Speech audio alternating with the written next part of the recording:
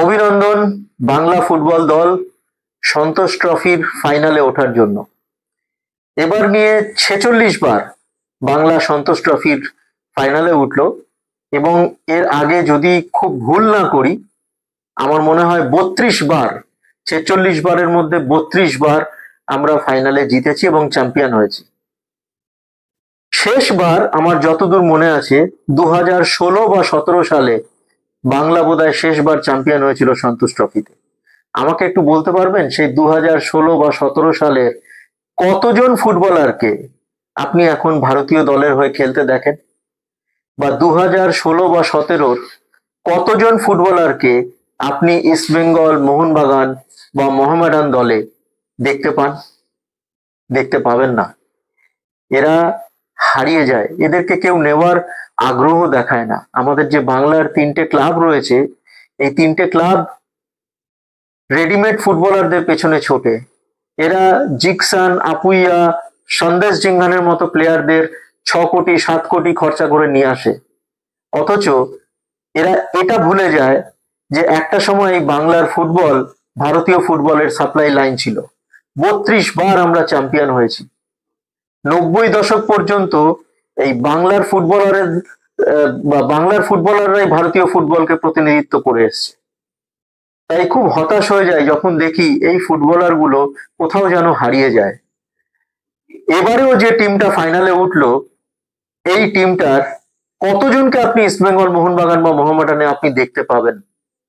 আমি এদের জন্য শুভেচ্ছা এবং প্রার্থনা করছি যে যাতে এরা এদের ফুটবল ক্যারিয়ারটাকে আরো এগিয়ে নিয়ে যেতে পারে। আমি অনুরোধ করব ইস্টবেঙ্গল, মোহনবাগান, মোহামেডানকে যে সি গ্রেড, ডি গ্রেড লেভেলের অন্য রাজ্য থেকে ফুটবলারদের, যারা জাতীয় দলের হয়ে প্রতিনিধিত্ব করার সময় ধরা পড়ে যায়, যারা আফগানিস্তান, বাংলাদেশের মতো দলের বিরুদ্ধে হাঁপিয়ে ওঠে মাঠে, সেই সব ফুটবলারদের 6 কোটি 7 কোটি না দিয়ে এই ফুটবলারদের যদি সুযোগ দেন, সাথে ভালো বিদেশি জুড়ে দেন, তাহলে কিন্তু বাংলার ফুটবলের উন্নতি হবে। আমি জানি না আমার এই কথাটা আদৌ কেউ আমল দেবে কিনা, কিন্তু খুব হতাশ লাগে যখন দেখি যে সন্তোষ ট্রফিতে প্রতিনিধিত্ব করা এবং ফাইনালে ওঠা বা চ্যাম্পিয়ন হওয়া ফুটবলাররা আদৌ কলকাতার 3 প্রধানে সুযোগ পায় না, বা পেলেও সাময়িকভাবে পায়।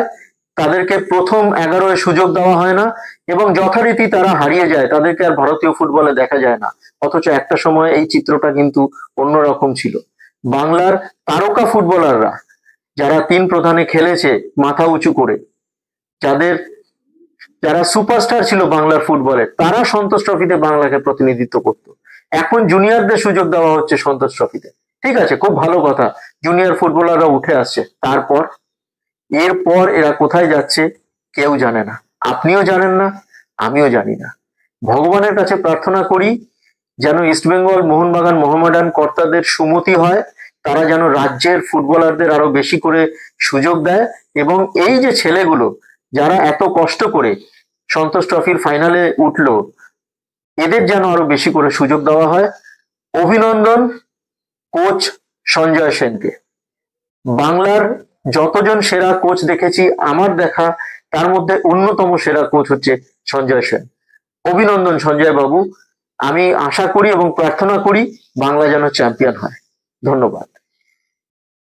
ও হ্যাঁ, আরেকটা কথা বলি এবং খুব কনফিডেন্সের সঙ্গেই বলছি, যারা এই মুহূর্তে ভারতীয় দলের প্রতিনিধিত্ব করছে, অর্থাৎ আমাদের ভারতীয় ফুটবলকে সিনিয়র পর্যায়ে প্রতিনিধিত্ব করছে, আমি হলফ করে বলতে পারি এদের মতো ফুটবলাররা না বাংলার ময়দানে প্রতিটা কোণে কোণে ঘুরে বেড়াচ্ছে। বাংলার প্রতিটা গলি গলিতে এদের চাইতে ভালো ফুটবলাররা ঘুরে বেড়াচ্ছে। যেরকম আমাদের কলকাতার কুয়াশা ঘেরা ময়দানে শীতের সকালে দেখবেন প্রচুর ফুটবল প্রতিভা ফুটবল নিয়ে দাপাদাপি করছে সবুজ ঘাসে, পায়ে শিশির মাখিয়ে।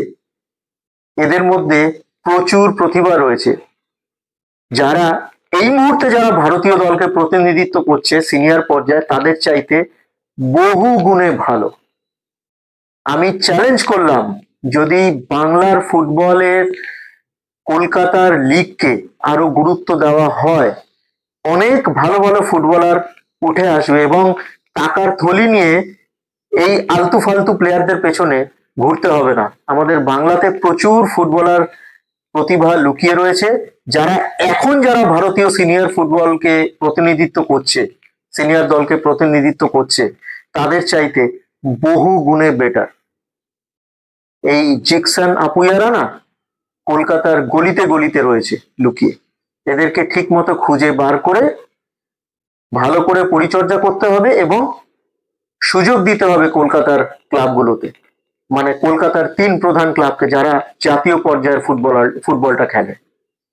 সেটা যতদিন না হচ্ছে ততদিন এই উল্টো পাল্টা ফুটবলারদের এই 6 কোটি 7 কোটি দিয়ে বসে বসে তামাশা দেখতে হবে। ধন্যবাদ।